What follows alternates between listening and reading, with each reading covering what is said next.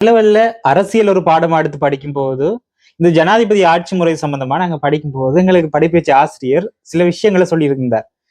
நீங்களும் இந்த விஷயத்தை கேட்டிருப்பீங்க. ஒரு ஆணை பெண்ணாகவும் பெண்ணை ஆணாகவும் மாற்றுவதை தவிர மற்ற எல்லா அதிகாரங்களும் ஜெயவர்தனா கொண்டு வந்த இந்த ஜனாதிபதி அரசியல் முறைமையில இருந்தது அப்படின்றத ஒரு உதாரணமா எடுத்து படிப்பிச்சிருப்பாங்க. அப்ப படிப்பிக்கும் போது எங்களுக்கு படிப்பிச்ச ஆசிரியர் சில சப்ஜெக்டிவ் வெளியில இருக்க சில விஷயங்களை பற்றியும் சொல்லியிருந்தார். அதுல ஒன்றுதான் வந்துட்டு இந்த சித்திரவதை முகாங்கள் சம்பந்தமாக. அது எப்படின்னு சொன்னா அரசாங்கத்துக்கு எதிராக கருத்துக்களை தெரிவிக்கிறவங்களை கடத்தி கொண்டு அவங்களை அங்க வச்சு சித்திரவதை செய்து சட்டத்துக்கு முரணான வகையில அவங்க கொலை செய்யப்படுவாங்க. அப்படியான வரலாறுகளும் இலங்கையில இருந்திருக்குது அப்படின்னு சொல்லி எங்களுக்கு அரசியல் படிப்பிக்கும் போது ஒரு சுவாரஸ்யமாக பிள்ளைகளுக்கு விளங்கணும் அப்படின்றதுக்காக ஒரு வரலாற்று விஷயத்தையும் எடுத்து படிப்பிக்கிறது வழங்க. இப்ப அதை ஒட்டின ஒரு சம்பவம் தான் இப்போதைக்கு சமூக வலைதளங்களையும் சரி பிரதான செய்தி ஊடகங்களையும் சரி எல்லா இடங்கள்லையும் முகப்பேசு பொருளாக மாறி இருக்குது. ரணில் விக்ரமசிங்க அவர்கள் முன்னாள் ஜனாதிபதியாக இருந்திருக்கார், முன்னாள் பிரதமராக இருந்திருக்கார், கல்வி அமைச்சராக இருந்திருக்கிறார், நிதி அமைச்சராக இருந்திருக்கார், பாதுகாப்பு அமைச்சர்னு சொல்லி பல்வேறு பரிணாமங்களை கொண்டு அழைக்கப்படக்கூடிய ஒரு மூத்த அரசியல்வாதி தான் அவர். அவர் அண்மையில வந்துட்டு இந்த அல் ஜசீரா என்கின்ற ஒரு செய்தி தொலைக்காட்சி இன்டர்வியூ ஒன்று கொடுக்கறதுக்காக அவர் போயிருந்தார். அதுல அவர்கிட்ட நிறைய கேள்விகள் கேட்கப்பட்டது. அதுல மிக முக்கியமான ஒரு கேள்வியா இந்த மனித சித்திரவதை முகாம் குறித்து அதுக்கு அவர் தன்னுடைய மறுப்பை தெரிவிச்சிருந்தார். அதுக்கும் தனக்கும் எந்த விதமான ஒரு தொடர்பும் இல்லை அப்படின்ற மாதிரியான ஒரு தகவலை அவர் அந்த இடத்துல வழங்கியிருந்தார். அதுக்கு பிறகு இந்த பட்லந்த மனித சித்திரவதை முகாம் தொடர்பான பல செய்திகளை எங்களுக்கு பொதுத்தளங்கள் அதாவது சமூக வலைத்தளங்களையும் சரி அப்படி பிரதான செய்தி ஊடகங்களையும் ஒரு பேசுபொருளாக மாற்றப்பட்டிருந்தது.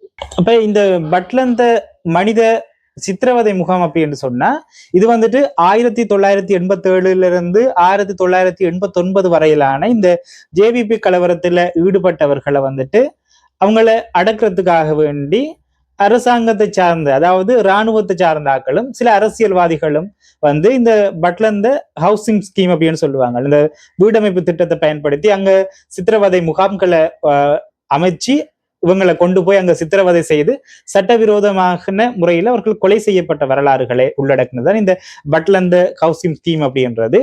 1995 இந்த பட்லந்த ஆணைக்குழு நியமிக்கப்படுது அப்போதைய ஜனாதிபதியான சந்திரிகா பண்டாரநாயக்க குமாரதுங்க அவர்களால. இப்ப அந்த பட்லந்த ஆணைக்குழு வந்துட்டு ஒரு டாக்குமெண்ட்ரி அதாவது ஒரு ரிப்போர்ட்டை சமர்ப்பிக்கிறாங்க 1998 இந்த அறிக்கையில சொல்லப்படுது இந்த பட்லந்த ஹவுசிங் ஸ்கீம் அப்படின்னு சொல்லப்படுறதுல மனித சித்திரவதை முகாம் அமைக்கப்பட்டிருந்தது அப்படின்னு சொல்லியும் அங்கு சிலர் சித்திரவதை செய்து சட்டவிரோதமான முறையில கொலை செய்யப்பட்டிருந்தாங்க அப்படின்ற ஒரு விஷயத்தையும் சொல்லியிருந்தது. சம்பவத்துல இலங்கையினுடைய காவல்துறையை சார்ந்த ஆட்களுக்கு தொடர்பு இருக்கு அப்படின்னு சொல்லியும் அதே போல அப்போதைய ஒரு சிரேஷ்ட பாராளுமன்ற உறுப்பினராக இல்லாட்டி அமைச்சராக இருந்த ரணில் விக்ரமசிங்க அவர்களுக்கும் இதோட ஒரு தொடர்பு இருக்கு அப்படின்ற ஒரு விஷயத்தை அந்த ஆணைக்குழு தெரிவிக்குது. அந்த அறிக்கையில குறிப்பிடப்பட்டிருந்த விஷயங்கள் என்னன்னு சொன்னா ரணில் விக்ரமசிங்க அவர்களுக்கு நேரடி தொடர்பு இல்லை. ஆனா இப்படி ஒரு மனித சித்திரவதை முகாம் இயங்குது அப்படின்றத பற்றி ரணில் விக்ரமசிங்க அவர்கள் அறிஞ்சிருந்தார். அதே போல அவர் நேரடியாகவும் போய் அந்த இடங்களை பார்வையிட்டு இருக்கிறார் அப்படின்னு சொல்லி அந்த அறிக்கை குறிப்பிடப்பட்டிருந்ததாகவும் ஆனா அது கிடப்புல போடப்பட்டு ரணில் விக்ரமசிங்க அவர்களை சந்திரிகா அம்மையார் காப்பாத்தினார் அப்படின்னு சொல்லியும் அவர் மீதான குற்றச்சாட்டுகளும் அந்த காலகட்டத்தில் எழுந்ததை எங்களால பார்க்கக்கூடியதாக இருக்குது. இந்த பட்லந்த ஹவுசிங் ஸ்கீம் அதாவது இந்த வீடமைப்பு இல்லாட்டி மனித சித்திரவதை முகாம் தொடர்பான ஒரு சர்ச்சை எழுந்திருக்குது. இது பாராளுமன்றத்திலும் அடிக்கடியில பேசப்படுறத பார்க்கக்கூடியதா இருக்குது. அதிலும் குறிப்பா இந்த ரணில் விக்ரமசிங்கே அவர்கள் அல் ஜசீரா அந்த செய்தி சேவைக்கு ஒரு இன்டர்வியூ வழங்க போயிருந்த நேரத்துல அது கேள்வி அங்கு கேட்கப்பட்டு அதுக்கு பிறகு அது மிகப்பெரிய பேசுபொருளாக மாறி இருக்குது. அப்ப அப்படி இருக்கும்போது பாராளுமன்றத்திலும் இது குறித்த விவாதங்கள் இது வருகின்ற காலங்கள்ல எங்களுக்கு பார்க்கக்கூடியதாக இருக்கு. என்னன்னு சொன்னா இந்த பட்லந்த ஆணைக்குழுவினுடைய அந்த அறிக்கையை தற்போது இருக்கிற அரசாங்கம் கையில் எடுக்க போறாங்க. என்னன்னு சொன்னா அது ஜேவிபியினுடைய சகாக்கள் தான் அதிக அளவுல கொலை செய்யப்பட்டார்கள் அப்படின்றதும் அதே போல அவர்கள் தான் சித்திரவதைக்குள்ளாகினார்கள் அப்படின்றதும் ஒரு செய்தி. அப்படி இருக்கும்போது இப்போது அமையப்பட்டிருக்கின்ற இந்த என்பிபி என்று சொல்லப்படுகின்ற இந்த தேசிய மக்கள் சக்தி என்றது ஜேவிபியினுடைய பங்காளி கட்சி அல்லாட்டி ஜேவிபியினுடைய ஒரு கூட்டமைப்பாகத்தான் இருக்குது. அப்படி இருக்கும்போது இப்ப அரசாங்கம் என்ன செய்யும்? தங்களுடைய சகாக்களை கொலை செய்தவர்களுக்கு எதிராக அவர்கள் சட்ட நடவடிக்கை எடுக்கிறதுக்கான வாய்ப்புகள் இருக்குது. ஆனா அவர்கள் எடுப்பார்களான்னு கேட்டா அதுக்கும் ஒரு கேள்விக்குறிதான். ஏன்னு சொன்னா அமைச்சரவையினுடைய பேச்சாளரான நலிந்த ஜெயதிஸ் அவர்கள் இந்த அறிக்கையை அமைச்சரவையில சமர்ப்பிக்கப்படும், அது ஆராயப்படும், அவங்களுக்கான தண்டனை வழங்குற செயற்பாடுகள் அது குறித்த விடயங்கள் எல்லாம் 20 காலத்தில் நடக்கும் அப்படின்ற ஒரு விஷயத்த சொல்லியிருக்காரு. அப்ப ரணில் விக்ரமசிங்கவினுடைய குடியுரிமை மறுக்கப்படுமா அப்படின்னு இருக்கும்போது இந்த அறிக்கையின்படி அதுக்காகத்தான் இந்த அறிக்கையை வந்து பாராளுமன்ற சமர்ப்பிக்க அப்படின்ற மாதிரி ஒரு என்ன சொல்ற ஒரு மலுப்பலான ஒரு கதையை சொல்லிட்டார். அப்ப எப்படி அதை செய்ய போறீங்க, அரசாங்கம் எப்படி அதை முன்னெடுக்கப்படும் என்று சொல்லி கேட்ட போது அதுக்கு அவர் ஒரு தெளிவான பதில அரசாங்க தரப்புல இருந்து அவங்க வழங்கல. இது எங்களுக்கு ஒரு கேள்விக்குறியாக இருக்கும். உண்மையிலே இந்த பட்லந்த ஆணைக்குழுவினுடைய அறிக்கைகளின் பிரகாரம் இவங்க கைது செய்யப்படுவார்களா, அது விசாரணை ஒழுங்கா நடக்குமா அப்படின்றதெல்லாம் கேள்விக்குறியாகத்தான் இருக்கும். இது இப்படி இருக்கும்போது முன்னணி சோசலிச கட்சியினுடைய தலைவர் இன்றைக்கு ஒரு செய்தியை சொல்லியிருக்காங்க. அது என்னன்னு சொன்னா, இந்த பட்லந்த ஆணைக்குழுவினுடைய அந்த அறிக்கையை மையமாக கொண்டு விசாரணைகளை இந்த அரசாங்கம் துரிதப்படுத்த வேண்டும். அப்படி துரிதப்படுத்தப்பட்டு அதில் குற்றவாளியாக ரணில் விக்ரமசிங்க அவர்கள் அடையாளப்படுத்துகின்ற போது அவர்களுடைய குடியுரிமை இல்லாமல் செய்யப்பட வேண்டும் அப்படின்ற ஒரு கருத்தையும் இன்றைய தினத்தில் வலியுறுத்திருக்காங்க.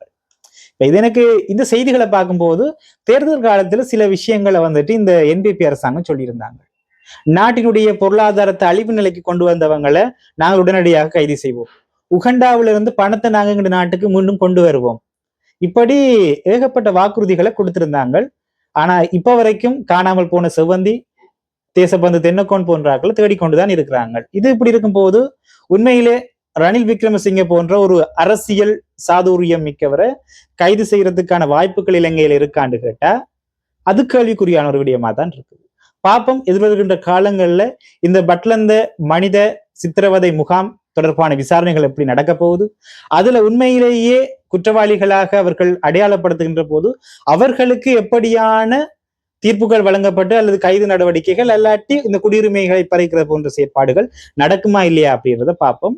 எனக்கு என்னவோ இதுவுமே வந்துட்டு உள்ளூராட்சி சபை தேர்தலை மையமாக ஒரு பேசுபொருளாக்கப்பட்டு அதுக்கு பிறகு அப்படியே தணிஞ்சு போயிருமோ, இந்த உகண்டாவிலிருந்து பணம் கொண்டு வர மாதிரியோ அப்படின்ற கேள்விகளும் இருக்குது. எனவே இந்த சம்பவம் தொடர்பா நீங்க என்ன நினைக்கிறீங்க அப்படின்றத மறக்காம கருத்து பகுதியில தெரிவிங்க. மற்றொரு காணொலியில சந்திக்கலாம். நன்றி, வணக்கம்.